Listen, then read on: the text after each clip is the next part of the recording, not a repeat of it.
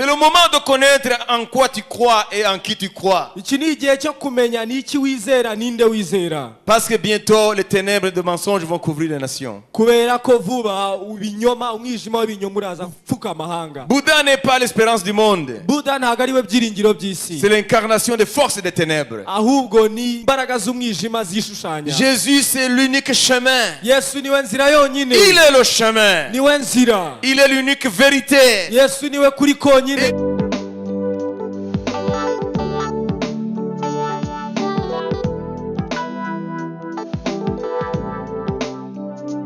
Cette statue qui va être construite là-bas en Inde, iki gishushanyo kizubakwa hariya mu Buhinde avec la ville qui va être construite autour, n'umujyi uzubakwa hafi yacyo, ça va être un centre spirituel d'idolâtrie. azaba umujyi wo mu mwuka wo kuramya ibigirwamana. Les gens viendront du monde entier abantu bazatoye baturuka imisi itandukanye, et ils iront là-bas pour adorer Satan à travers Maitreya. bajye hariya kugira ngo baramye satani binyuze muri Maitreya. Mais nous, aujourd'hui, nous avons la grâce d'entendre la vérité. ariko twebwe uyu munsi dufite ubuntu bwo kumva ukuri. Jésus, c'est l'unique chemin. Yesu niwe nzira yonyine, Il est la vérité. niwe kuri konyine, Il est la vie. kandi niwe bugingo. Nul ne va au Père que par lui. nta n'umwe wagera kwa data atamunyuzeho. Ça, c'est la vérité. iko niko kuri. Il n'y a pas trois chemins. nta nzira eshatu Il zihari, n'y a qu'un seul chemin. hari inzira imwe yonyine. Jésus est la lumière de Dieu. Yesu niwe urumuri rw'Imana. Tu peux connaître Dieu à travers Jésus. ushobora kumenya Imana binyuze muri Yesu. En dehors de Jésus, ce n'est que pire mensonge. hanze ya Yesu ni ibinyoma byambaye ubusa. Bouddha n'est pas l'espérance du monde. Buddha ntabwo ari we byiringiro by'isi, C'est l'incarnation des forces des ténèbres. ahubwo ni imbaraga z'umwijima zishushanya. Jésus, c'est l'unique chemin. Yesu niwe nzira yonyine, Il est le chemin. niwe nzira. Il est l'unique vérité. Yesu niwe kuri Il konyine. n'est pas une vérité dans un océan de vérité. ntabwo ari ukuri kumwe mu nyanja y'ukuri kwinshi. Non. oya, Il n'y a qu'une seule vérité absolue. hari ukuri kumwe konyine guhagije. Jésus, c'est l'absolu. Yesu niwe wenyine wuzuye. En lui, il n'y a pas amen pour les promesses de Dieu. muri we ntabwo hari amena kubw'amasezerano y'Imana, Et dans d'autres circonstances, il n'y a pas d'amen. hanyuma mu bundi buzima runaka akaba nta amen Il n'y a hari. pas non et amen. ntabwo hari hoya na amen. En Jésus, muri Yesu les promesses de Dieu sont amen. amasezerano y'Imana ni amen. Dieu s'est révélé en Jésus-Christ. Imana yishuye muri Yesu Kristo, Il n'y a pas d'autre révélation. nta yandi kwishura kundi. C'est le moment de connaître en quoi tu crois et en qui tu crois. iki ni igihe cyo kumenya n'iki wizera ninde wizera. Parce que bientôt les ténèbres de mensonges vont couvrir les nations. kubera ko vuba ibinyoma umwijima w'ibinyoma uraza gupfuka amahanga. Comment est-ce que nous recevons le statut d'enfant de Dieu? ni gute tubasha kuba abana b'Imana? Comment est-ce que nous recevons la nature divine? ni gute dushobora kwakira akamero k'Imana? La Bible dit, il est venu chez les siens et les siens ne l'ont pas reçu. Bibiliya iravuga ngo yaje mu be ngo ariko abe ntabwo bamwakiriye. Mais pour tous ceux qui l'ont reçu, ngo ariko ku bwabo bose bamwakiriye. Jésus, le Verbe incarné, Yesu jambo wambaye umubiri, il est venu chez les siens ne l'ont pas reçu. yaje mu be abe ntabwo bamwakiriye. Mais pour tous ceux qui l'ont reçu, ariko kuri abo bose bamwakiriye, même ici chez nous au Rwanda, na hano mu Rwanda iwacu, il a donné le pouvoir de devenir enfant de Dieu. yabahaye ubushobozi bwo kuba abana b'Imana. Ce sont ceux qui croient en son nom. abo ni abizera izina rye. On n'est pas enfant de Dieu par naissance, ntabwo tuba abana b'Imana kubwo kuvuka bisanzwe, par naissance biologique. kubwo kuvuka bisanzwe mu mubiri. Non! oya, Ce qu'il a dit, ibyo yavuze le chef de cette église-là, uwo nguwo uyoboye ririya torero il a dit, yavuze ngo quelles que soient nos croyances, ngo ibyo twaba twizera byose cyangwa tous amadini nous yose, sommes enfants de Dieu. yavuze ngo twese turi abana Ça, b'Imana. ce n'est pas la vérité. ibyo ntabwo ari ukuri. Nous sommes les créatures de Dieu, turi ibiremwa by'Imana, indépendamment de la couleur de notre peau. ntaho bihuriye n'akamero cyangwa uruhu dufite. Icyo uba uri cyose, umuzungu, umwirabure, umugore, umugabo, twese turi ibiremwa by'Imana, ariko twese ntago turi abana b'Imana. Whoever you are, whatever race, whatever color, we are the creatures. Turi but abana we are b'Imana the gusa children. kuko kwizera Yesu Kristo. We are only the children of God by believing Jesus Christ. Niyo mpamvu rero, This is why. écoutez la gravité de ce que vous venez de voir. kumve uburemere bw'ibyo turangije kumva no kubona. Si ce message est accepté par le monde, ubutumwa bubashije kwemerwa n'isi, il n'y a plus besoin de repentance. ntabwo umuntu yaba agikeneye kwihana. C'est un grand danger. ni ikibazo gikomeye. Si ce message est accepté par le monde, Mu gihe ubu butumwa bwaba bwemewe n'isi, il n'y a plus besoin de naître de nouveau. ntabwo haba hagikenewe kuvuka ubwa kabiri. Vous comprenez? Murabyumva? Le cœur de Dieu saigne. Umutima w'Imana urarira. Ce qui est grave, Igiteye ubwoba, Christ est mort en vain. Yesu yapfiriye ubusa. Si tout le monde naissait enfant de Dieu, Niba abantu bose bavuka ari abana b'Imana, pourquoi Christ est-il mort? kubera iki Kristo yapfuye? C'est grave. Ni ibintu biteye ubwoba. Réveillons-nous. Dukanguke. Réveille-toi. Kanguka. L'heure est grave. Isaha ntabwo ari iyo gukinisha. Et ce message trouve une grande audience dans toutes les nations. Kandi ubu butumwa abantu benshi barabwakira mu mahanga yose. L'Europe est déjà au pied de la tromperie. Uburayi bwamaze gupfukamira ubu butumwa. Sous les pieds Bwaje buri ku birenge bw'ubu butumwa. du prince de mensonges. Bw'uyu mutware w'ibinyoma. Les États-Unis d'Amérique ou l'Amérique du Nord? Leta zunze ubumwe za Amerika cyangwa Amerika y'Amajyaruguru. Ça veut dire Amérique, Canada. Nuvuga ngo ni Amerika na Canada. Même l'Amérique latine Na Amerika y'Amajyepfo. sont sous les bottes du prince de mensonges. Bose bari munsi y'ubutware w'umunyabinyoma. Qui est Satan? Ariwe Satani. Jésus a dit, Yesu yavuze ngo Satan ne s'est jamais tenu dans la vérité. Satani ntigeze ahagarara na rimwe mu kuri. Jésus l'appelle le père de mensonges. Yesu amwita se w'ibinyoma.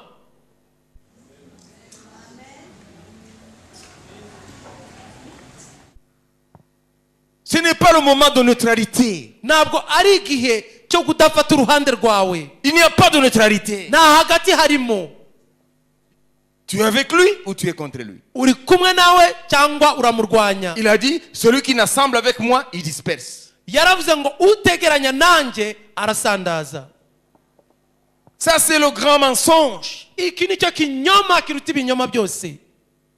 Il n'y a pas de vie éternelle sans Jésus. Nta bugingo buhoraho buhari nta Yesu. Il n'y a pas de vrai Dieu sans Jésus. Nta Mana y'ukuri Yesu adahari. Il n'y a pas de pardon de péché s'il n'y a pas effusion de sang.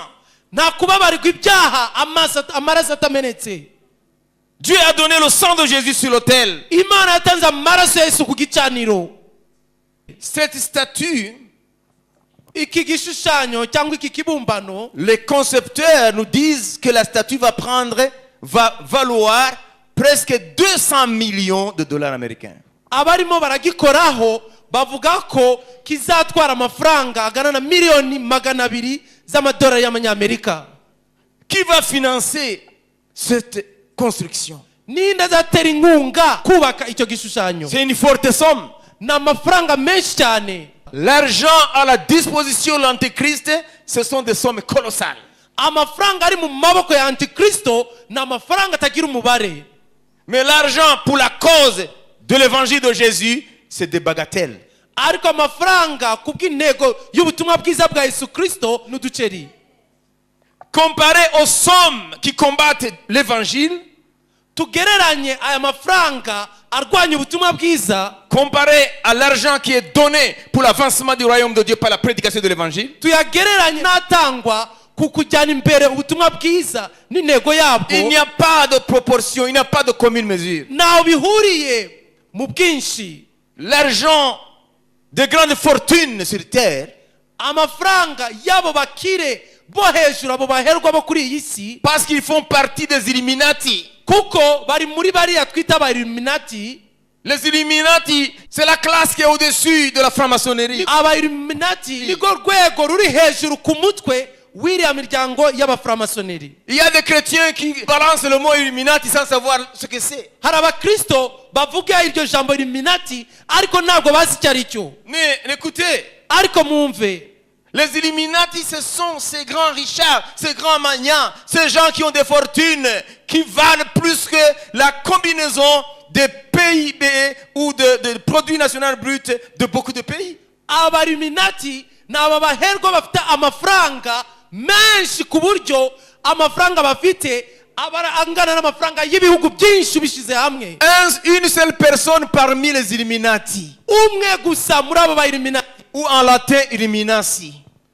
Illuminati. Cyangwa mu kilatini Illuminati. Mais utilisons le mot qui est courant, Illuminati. Reka dukoreshe iri jambo dusanzwe tumenyereye Un Illuminati. seul parmi les Illuminati. Umwe wenyene muri abo ba Illuminati. Il a une fortune qui vaut la combinaison des richesses de plus de 10 pays, 20 pays. Afite ubukungu burenze ubukungu bw'ibihugu birenze 10. Alors, financer une telle œuvre, hein, Rero gutera inkunga igikorwa nka kiriya, c'est quelques poussières qu'ils tirent de leur fortune. nutuvungukira twaba tuvuye ku butunzi bwabo. Ils veulent éradiquer la notion du Dieu vivant, personnel, dans ce monde. Barashaka gutsemba igitekerezo cy'Imana nzima muri iyi si. Ils veulent combattre la vérité que nous prêchons aujourd'hui. Barashaka kurwanya ukuri twamamaza uyu munsi. Ils ont mis tout le paquet. Bashizemo imbaraga zabo Ils zose. y ont mis les finances. Bashizemo amafaranga. Mais ceux qui annoncent la bonne nouvelle de Jésus Ariko bamamaza ubutumwa bwiza bwa Yesu n'ont pas les moyens. nta bushobozi bafite. Ils se contentent de quelques petits sous. Bo bakoresha udufaranga dukeya. Comment est-ce que l'Église va résister à ce mensonge? Bishoboka bite itorero rizabashe guhagara imbere y'ibyo binyoma? C'est que l'Église doit connaître la puissance de celui qui vit dans l'Église. Nuko itorero rimenya imbaraga y'uririmo. Parce que Jésus a la puissance qui est au-dessus de la puissance de l'argent. Kubera ko Yesu afite imbaraga ziri hejuru y'imbaraga z'amafaranga. Quelqu'un a dit, le mensonge passe par l'ascenseur. Umuntu umwe yaravuze ngo ikinyoma kinyura muri ascenseur cyangwa kira kintu kizamura abantu mu nzu. Mais la vérité vient par les escaliers. Ariko ukuri ko kunyura mu nzego cyangwa muri escalier. Est-ce que vous comprenez la comparaison? Murabyumva icyo kigereranyo? Le mensonge va vite. Ikinyoma kirihuta. Voilà pourquoi ce mensonge est en train de parcourir très vite le monde. Niyo mpamvu iki kinyoma kirimo kirihuta kizenguruka isi yose. Il est temps, l'Église de Dieu, Harageze ku itorero ry'Imana de connaître celui en qui nous avons cru, kugira ngo tumenye uwo nguwo twizeye, de connaître sa puissance. kumenya imbaraga ze. Nous n'avons pas cet argent-là, Ntabwo dufite ayo mafaranga yose, mais nous avons la puissance du Saint-Esprit. ariko dufite imbaraga z'Umwuka Wera. Nous n'avons pas ces moyens colossaux qu'ils ont, Ntabwo dufite ayo mafaranga menshi bafite, mais nous avons la parole du Dieu vivant. ariko dufite ijambo ry'Imana nzima.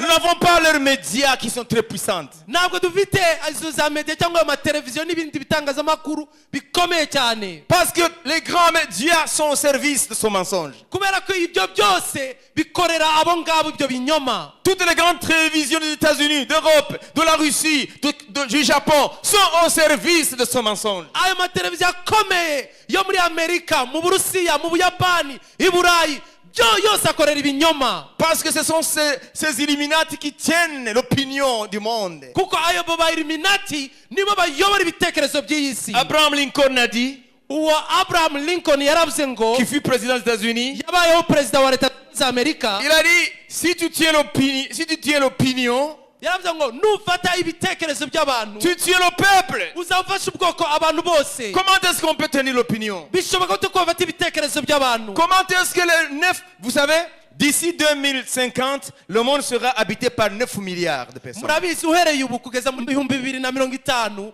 isi izaba ituwemo na miliyari 9 z'abantu. Aujourd'hui, nous dépassons le 7 milliards. Ubu turenzeho gato miliyari 7. Quand je suis né, le monde était peuplé de 3 milliards point quelque chose. Mu gihe navukaga isi yari ituwe na miliyari 3 n'ibindi birengaho bike. Ouvre ta Bible Bumbura Bibiliya yawe dans l'Apocalypse, mu Byahishuwe chapitre 12, verset 9. igice cya 12 umurongo w'9. cya kiyoka kinini kiracibwa, ari cyo ya nzoka ya kera yitwa umwanzi na Satani, ari cyo kiyobya abari mu isi bose, nuko kijugunywa mu isi, abamarayika bacyo bajugunywana nacyo. Amen. Celui qui séduit toute la terre. Ushuka isi yose. Répétez cela. Ushuka amahanga yose. Comment Satan peut séduire toute la terre? byashoboka gute ngo satani ashuka isi yose? C'est parce que Dieu savait. ni ukubera ko imana yari ibizi.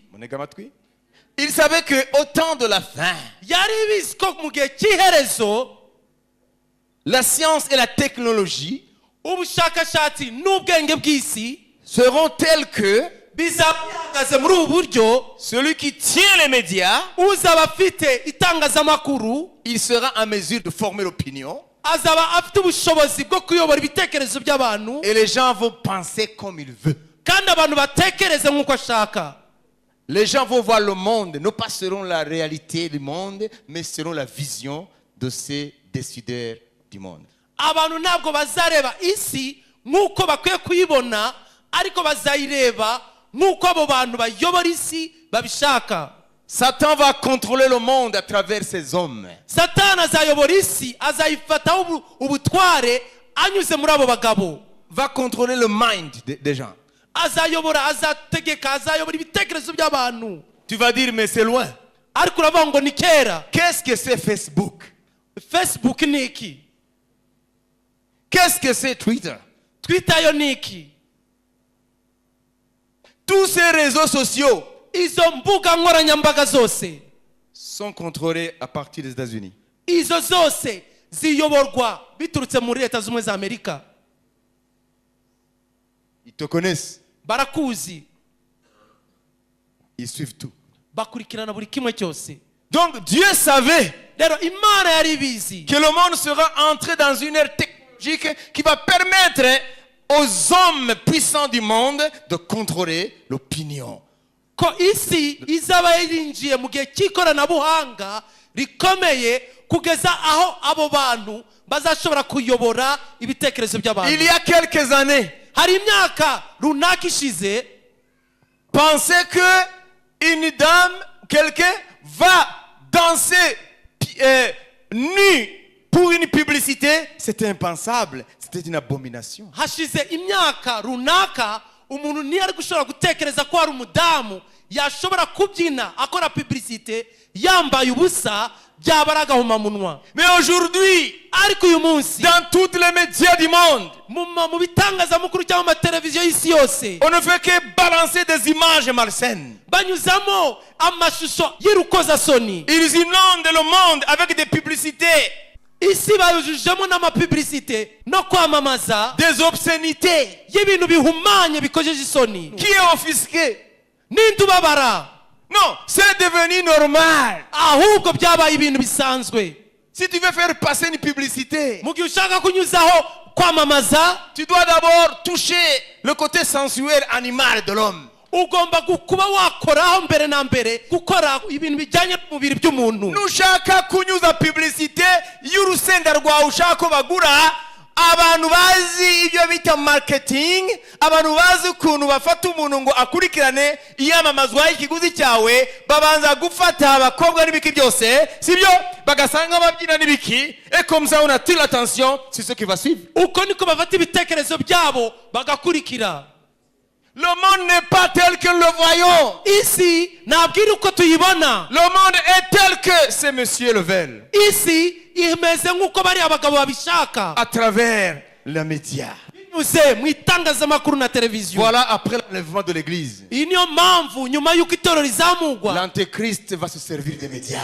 kristo azakoresha iryo tangazamakuru, Et les gens vont être contrôlés. kandi abantu bazayoboka, Ils vont penser comme ils veulent. bazatekereza nk'uko bashaka. Et Dieu dit, kandi imana iravuga ngo le serpent ancien, ya nzoka ya kera le diable, ariwe satani il va séduire toute la terre azashuka isi yose à travers binyuze ses supports.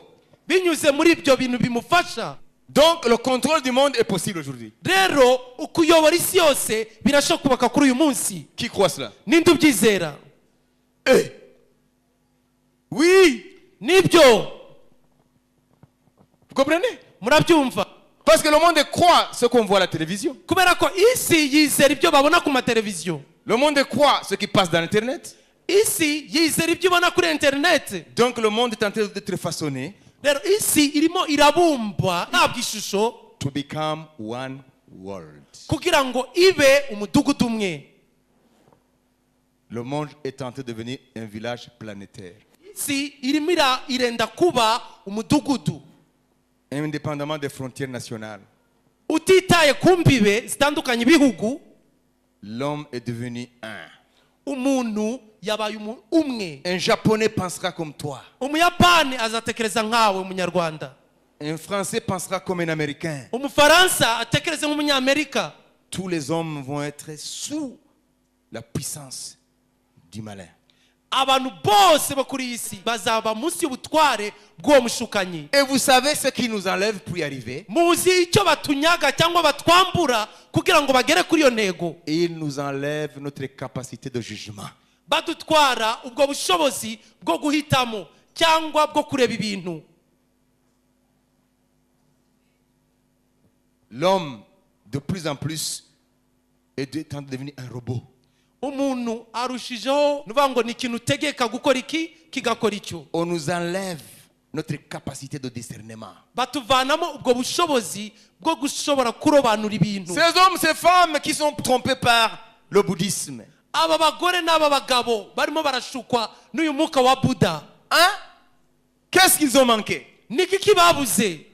On a le témoignage d'une avocate Mwabonye ubuhamya bw'uriya muavoka uriya munyamategeko aux États-Unis. muri Leta Zunze Ubumwe za Amerika. C'est une femme qui a fait des études. Ni umugore wize. Aux États-Unis, tu ne deviens pas avocat du matin au soir. Muri Leta Zunze Ubumwe za Amerika ntabwo uvumbuka gutyo ngo ubaye avoka. Non, non. Oya. Ce sont des gens qui ont fait des études sérieuses. Ni abantu bize amashuri akomeye.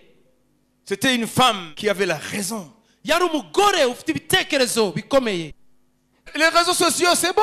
Izi mbuga nkoranyambaga ni nziza. Mais Ariko le but ultime, indunduro yaho ziganisha ibintu c'est Apocalypse 12, nous venons de lire. ni ibyahishuwe 12 turangije gusoma. Permettre à Satan de contrôler la race humaine. Kugira ngo ziheshe Satani uburyo bwo kuyobora. Aujourd'hui, c'est bon. Ubu ngubu ni byiza. Ta vieille maman de 80 ans t'a envoyé un WhatsApp en disant regarde, je t'ai préparé, je t'ai préparé mon plat, viens vite, viens vite. Mama we yakubwiye kuri WhatsApp ngo ngwino vuba na vuba naguteguriye ameza. Mais c'est bon. Ni byiza. Les réseaux sociaux, c'est bon. Izi mbuga nkoranyambaga ni nziza. Mais qui connaissent le but ultime?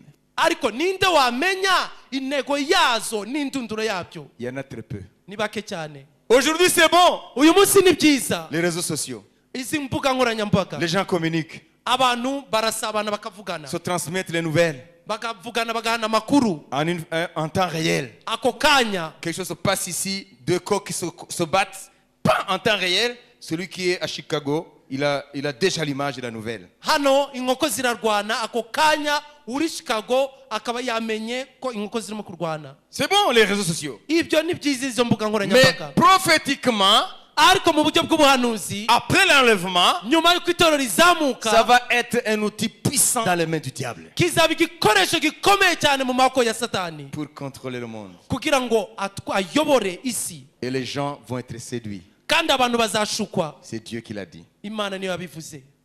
Aujourd'hui, le contrôle du monde est pensable. Ubu rero kuyoborwa kw'isi n'umuntu umwe ni ikintu gishoboka. C'est possible. Birashoboka. Nous ne sommes pas loin. Ntabwo turi kure yabyo cyane. Alors, qu'est-ce qu'il faut faire, Église de Dieu? Rero twakora iki itorero ry'Imana? Il faut nous lever comme un seul homme. Duhaguruke nk'umuntu umwe. Proclamer la bonne nouvelle de Jésus. Twamamaza ubutumwa bwiza bwa Yesu Kristo. Tu peux ne pas prêcher comme moi. Ushobora kuba utabuvuga nk'uko ndiho ndabikora Parce qu'il y a plusieurs appels. kuko imihamagarire Il y a atandukanye. différentes vocations. Imihamagarire atandukanye. Tu peux ne pas prêcher comme moi, Ushobora kuba utabuvuga nk'uko mbuvuga mais tu peux soutenir le serviteur de Dieu. ariko ushobora gushigikira umukozi w'Imana Par la prière, kubw'amasengesho, par l'encouragement, kubwo kumutera imbaraga par les finances. cyangwa amafaranga.